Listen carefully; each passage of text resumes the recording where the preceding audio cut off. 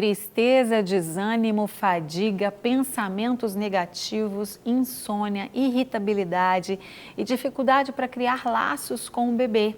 Esses são alguns dos sintomas de homens e mulheres que sofrem de depressão pós-parto. Um problema que, quando não é tratado, pode gerar marcas em toda a família, inclusive na criança. Para falar sobre esse assunto, eu recebo o ginecologista Ilveu Dias e a psiquiatra Paula Aparecida Gomes. Mais uma vez, muito obrigada, prazer ter vocês. Conhecer a Paula, que o doutor Ilveu já é meu amigo querido. A Adma, um beijo, a esposa dele, uma família muito querida. Doutora Paula, obrigada por ter vindo. Eu que te agradeço, muito obrigada. Além desses sintomas que a gente acabou de dizer aqui, doutor Ilveu e Paula, vocês fiquem sempre à vontade para responder, existem outros sintomas que as pessoas podem detectar e dizer, olha, isso está acontecendo comigo? Márcia, antes de mais nada, é um prazer novamente estar com vocês aqui, com seus telespectadores, uma honra. Para mim. E você falou bem, essa depressão pós-parto, na verdade, ela pode algumas vezes começar antes mesmo do parto. Se ao longo da gravidez, principalmente no final da gravidez, a mãe começar a se sentir insegura, entristecida, às vezes o relacionamento do casal não está muito legal, isso já é um prenúncio de que pode ter um potencial para depressão pós-parto. Tem que estar atento para isso.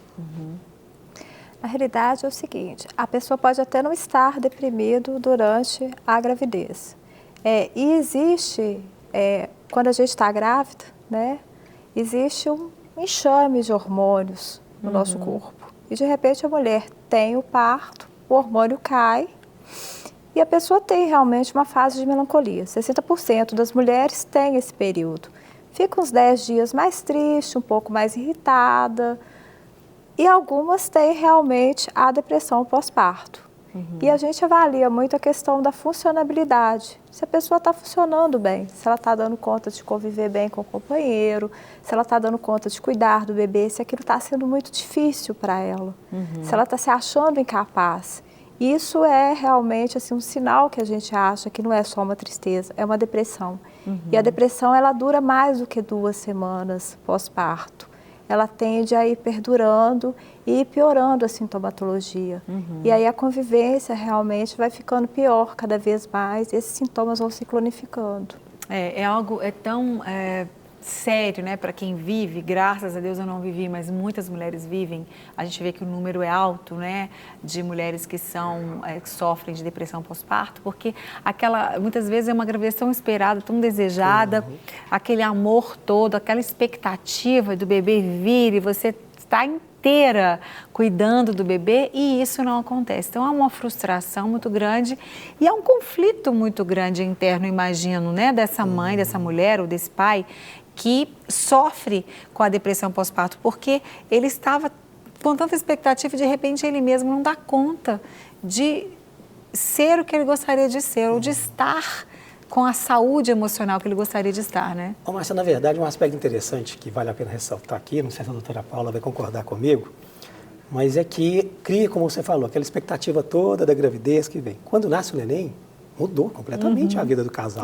Então, aquelas noites tranquilas, silenciosas, os programas para sair mudaram em função de uma pessoa que chega, bagunça a vida de todo mundo, mas é uma alegria maravilhosa porque enche a casa. Algumas pessoas, às vezes, não conseguem trabalhar isso, principalmente se elas já têm histórico, às vezes, de depressões anteriores à gravidez ou algumas pacientes relacionadas com tensão pré-menstrual, essa alteração hormonal que a doutora Paula comentou, isso pesa muito. Mas a gente sabe que isso é possível reverter desde que haja um acolhimento da família, do médico, talvez do psicólogo, do psiquiatra, você está entendendo? E um aspecto importante, sabe, Márcia?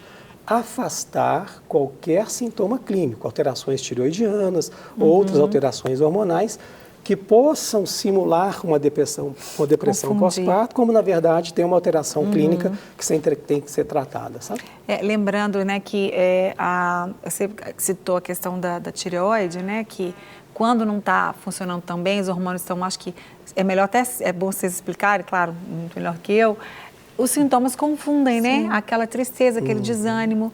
Então, muitas vezes, por isso que é importante... Não só a tireoide, mas às vezes a pessoa está usando, por exemplo, corticoide, ou tem uma alteração de corticoide, ou mesmo está usando algum medicamento. Isso pode realmente causar algum sintoma psiquiátrico na pessoa e vir aparecer realmente, a gente achar que é uma depressão por causa realmente de fatores psiquiátricos, e aí a gente vai descartar, investigar, e é realmente da tireoide ou realmente de problema realmente de corticóide, outras alterações.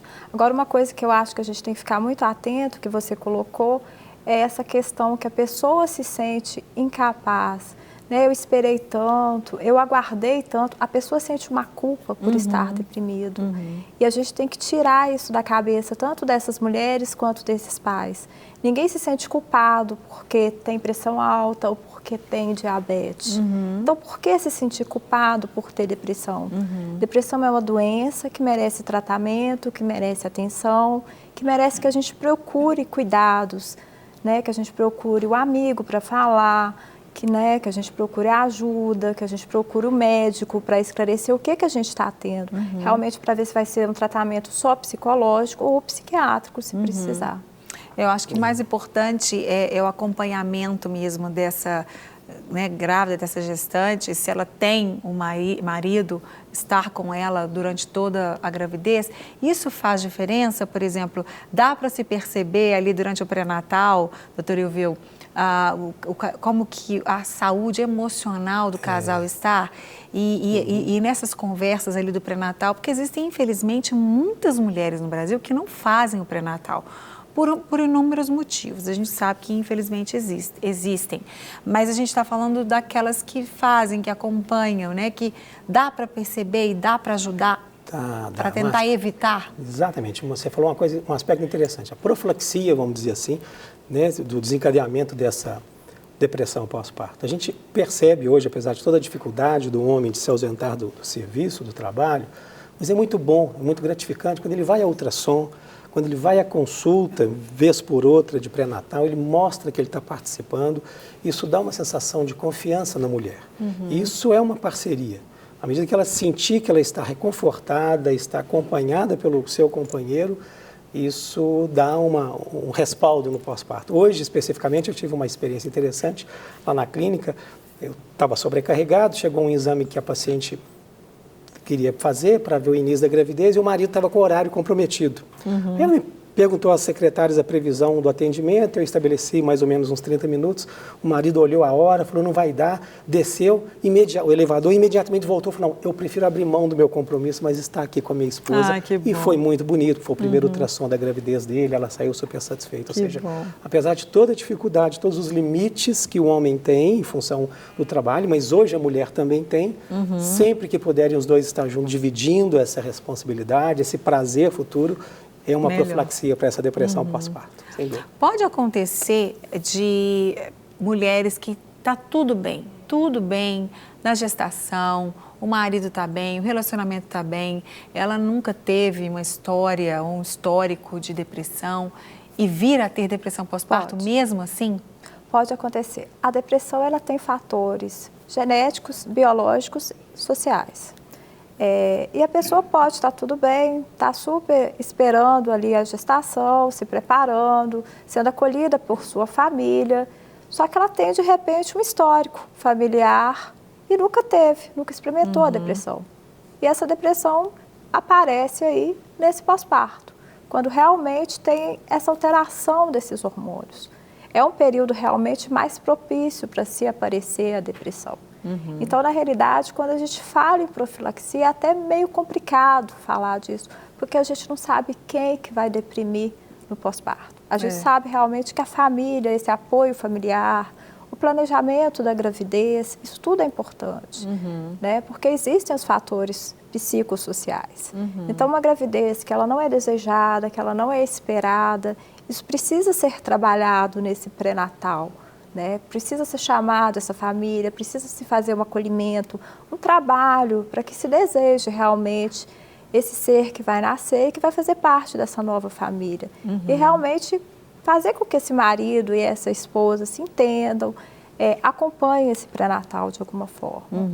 E um aspecto interessante que você abordou no início do programa, que o homem também pode ter a depressão pós-parto. Então, ficar atento. Geralmente a gente foca só na mulher, mas cerca de 10% dos homens entram em parafuso também e às vezes entram em depressão, acham que não vão dar conta de criar aquele filho e pensam em grandes dificuldades financeiras, vamos dizer assim, para se criar um filho hoje, quando na verdade a gente sabe que Deus provê quando a pessoa tem fé, acredita e está empenhada, né, na criação de um lar, de uma família.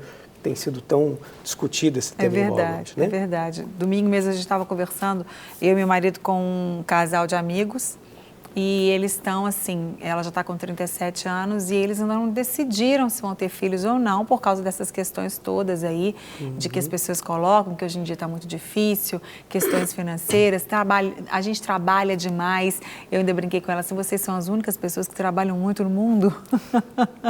Eu acho que hoje em dia todo mundo trabalha demais, mas a gente tem que priorizar, né? E sempre ter um tempo que seja um tempo de qualidade. E falamos a mesma coisa em relação à parte material. A gente crê que a gente vai trabalhar, que Deus vai nos abençoar, que Deus vai prover. Perfeito. E se fosse assim, então, a maior camada da população brasileira, que é de classe mais baixa, ninguém poderia ter filho. Claro que a gente quer oferecer o melhor para os nossos filhos, mas a gente tem que ter outros motivos, talvez, né? Outros motivos. O casal tem que decidir, quer ter filho? Não, por que não? Né? E a gente foi conversando com eles e eles falaram assim, tá bom, nós vamos conversar hoje, vamos decidir, porque a gente... Social, por exemplo, a gente fala muito isso, buscar a Deus, buscar a fé, dá muita, realmente, força para a família conseguir trabalhar isso, porque realmente a gente se sente incapaz, né? A gente tem a criança para cuidar e o país passa por essa fase de dificuldade financeira. Dá uma insegurança realmente, Sim, né? Acho que todos nós estamos vivendo, né? A violência gera muita ansiedade. E acho que quando a gente busca a Deus realmente, acho que dá um conforto maior. Com certeza. E é uma forma realmente, é uma psicoterapia. Também é, né, doutora Paula? É uma psicoterapia. Para receber todas as novidades do canal, inscreva-se. E se curtir o vídeo, clique em gostei. Aproveite para acompanhar a Rede Super nas redes sociais.